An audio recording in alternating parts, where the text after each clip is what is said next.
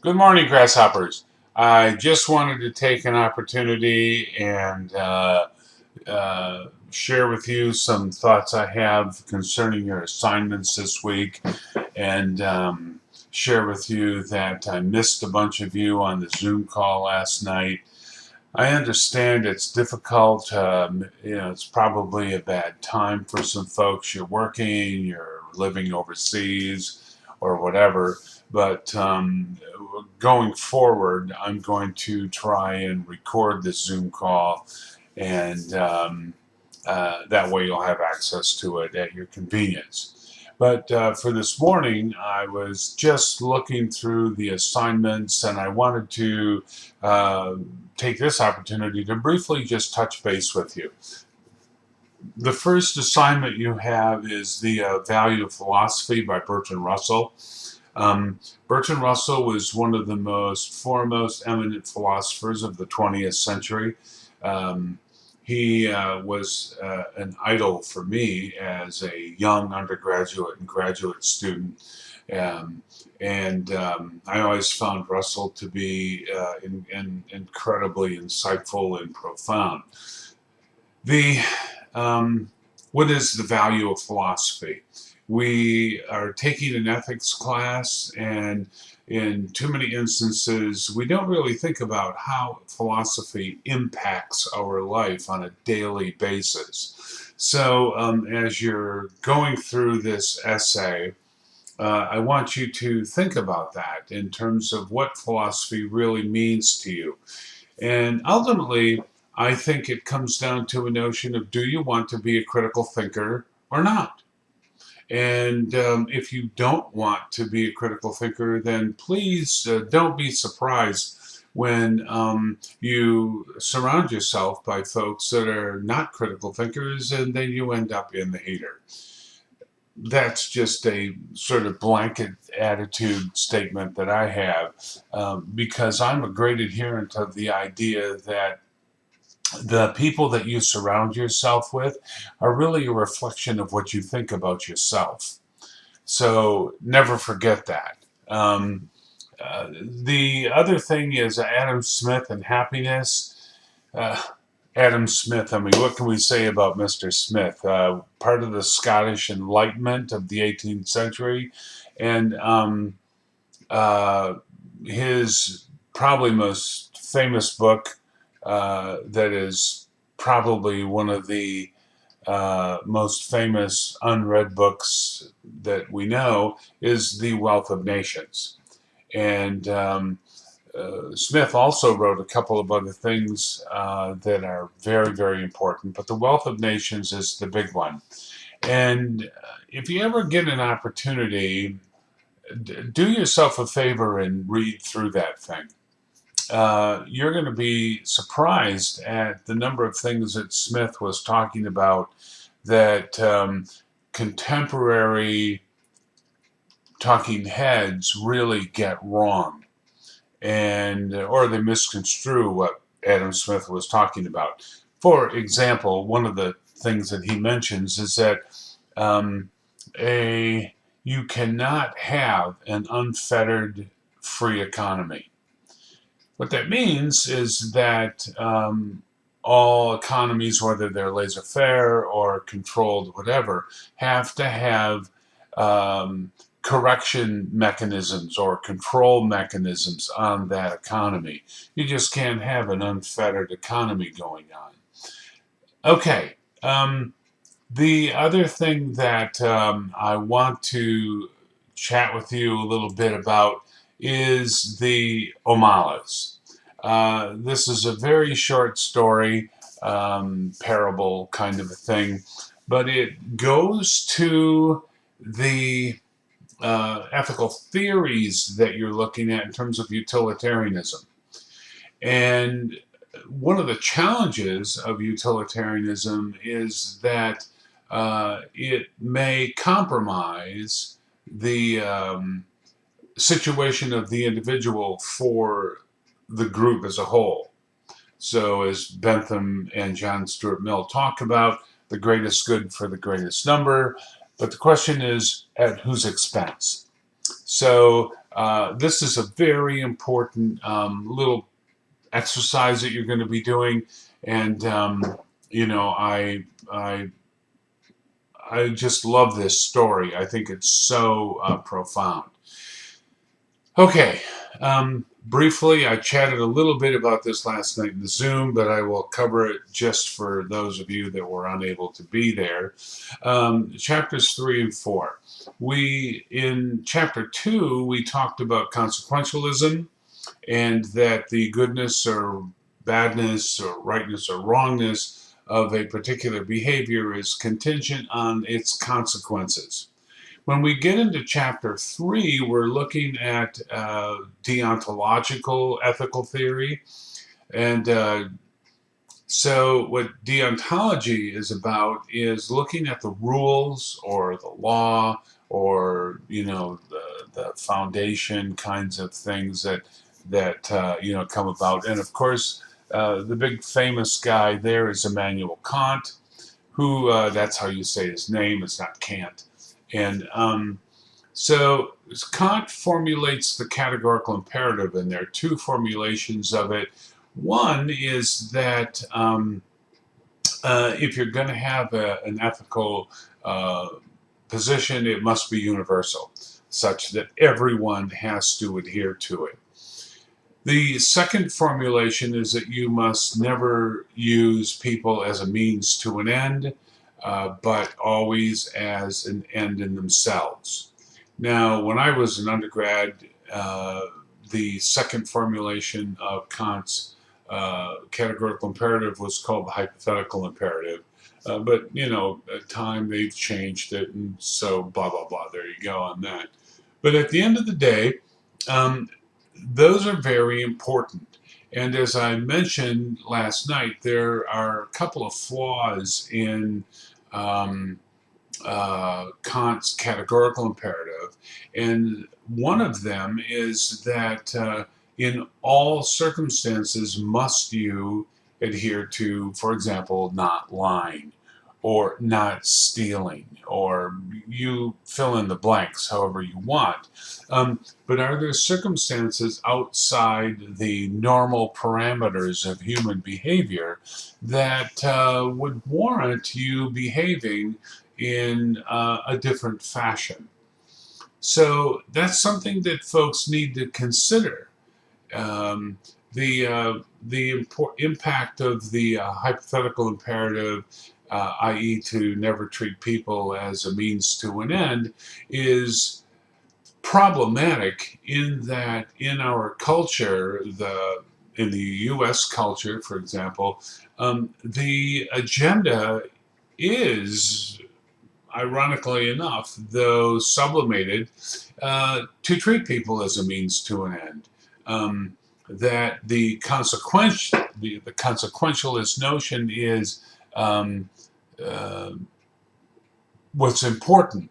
So if I can get what I want, and I have to, you know, trample over people to achieve that, then I mean, according to our literature and our film and you know, the ideologies of our culture, that certainly is warranted. The One of the big issues for me personally, as a philosopher, a social philosopher, is that I see us engaging the significant people in our lives the same way. So we treat our significant other partners as simply means to an end, i.e., what can you do for me, and things of that nature. And Christopher Lasch, a number of years ago, he wrote an amazing book called The Culture of Narcissism. And that's another one of those books that you would do well to pick up at your used bookstore sometime and go through that. The United States, for example, is an incredibly narcissistic culture. And uh, so that it's very difficult for people who are raised and socialized and enculturated in this culture to extricate themselves from that notion. Though we give lip service to it, and um, we try to behave in a sense that folks are not just a means to an end. But the data would show something different. For example, just as one example, you have about a 57% divorce rate in this culture, and that would that would uh, that would surprise folks. Um, but in fact, it's true. So one of the things we look at is from a deontological perspective or a Kantian perspective. You know, how does that fare out? One of the other notions in the chapter 3, for example, is a divine command theory. Again, we chatted a little bit about this last night, and your author does a fairly good job of, capturing that. I won't go into a lot of the details, but there are serious philosophical problems with the divine command theory, and and there you go on that. One of the challenges is that uh, you must first be able to logically prove or demonstrate that the deity exists. And even if you could do that, the notion is, how can you know anything about it? So one of the students last night raised up several examples, but of course, and I don't mean to, to get into sort of the reducto ad absurdum kind of a thing, but if you inaugurate one of the holy books, the Quran, the Bible, the Bhagavad Gita, and or some of the other the Buddhist tracts, the challenge is how do you know that they're correct versus another book is correct, and if they have conflicts, we can cite the Bible and the Quran as primary examples of the conflict that goes on. So those are the challenges with the divine command theory. So briefly, let me move into chapter 4, if I may, in virtue ethics. Again, as I shared, I'm a big virtue ethicist. I think that what virtue ethics captures is a fundamental notion that it's your character that really matters. Who are you as a man? Who are you as a woman? What is your character? Um, and so that becomes very important. This is a very big chapter, chapter 4, because I think it really hones in on who are you as a person? What kind of a person do you want to be? And it, introduces you a little bit to Aristotle and the Nicomachean Ethics. And it also introduces you to Oriental Confucianism, and that whole Oriental mindset that really is premised on the notion of who are you? What are you about? And in our culture, not to hammer too much on our culture, but we have a tendency to look at folks in terms of their wealth, terms of their station, their position. What kind of a job do you have? As opposed to what kind of a person are you? What is your character? Are you a nice person? Are you kind? Are you gentle? Um, um, are you compassionate? Things of that nature. These are just attributes that may fall under that character issue. One of the notions that comes out of virtue ethics is that your character will define the way you behave. It will be the guidepost for your behavior, and of course, if I may, and I didn't mention this last night, but I want to reiterate it this morning. Look, the human condition is multifaceted. So you may multitask your way through your life. Things are going to change. You at 22, 25, or 30, however old you are, you have a particular mindset in terms of your life and your values and all of that sort of thing. Trust me, when you get to be 70, I guarantee you it's going to change. your focus is going to change. Your attitudes are going to change. Your character will remain the same. That is a very important notion. That character idea. I am still at my age, I think fundamentally the same character that I was at 22. Um, some attitudes have changed.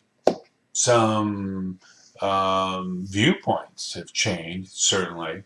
But my character is still, a pretty nice guy. I still love what I do. I love being a professor. I love philosophy. I love learning. That's who I am. Okay, you see, sort of get the drift of where I'm going on that. So try to keep that in mind. Okay, the other notion that has come to my attention is I understand some of you are taking this from a distance. You're overseas, and we've got folks in Switzerland and other places in Europe, and very cool. I'm glad to have those folks in class. I think that they can afford us a unique perspective on some things, and that will be very interesting. Um, I think that the Zoom opportunity will allow that. Um, so, in any event, I just wanted to touch base with you a little bit this morning and sort of bring you up to speed on where we're going. Once again, I simply want to reiterate that I am a stickler on deadlines. Um, Deadlines mean something. Make sure that you get your work in on time. If you have any challenges, then just drop me an email. I took care of one of those situations this morning, and I'm pretty sympathetic with challenges and difficulties and things of that nature. I am not Vlad the Impaler, by the way. My focus is for you to get the work in. That's what I want, because my agenda here is the learning curve. I want there to be a learning curve, and for you to come away from this class going, wow, like way cool stuff. So, but I'm kind of old school on the deadlines thing. So just keep that in mind. If you have any questions, drop me an email. I really liked the Zoom phenomena last night. Um, those that showed up, I just genuinely appreciate you showing up. And the next time we do Zoom, I will expect more of you in there. So have a good week, and I will chat with you soon.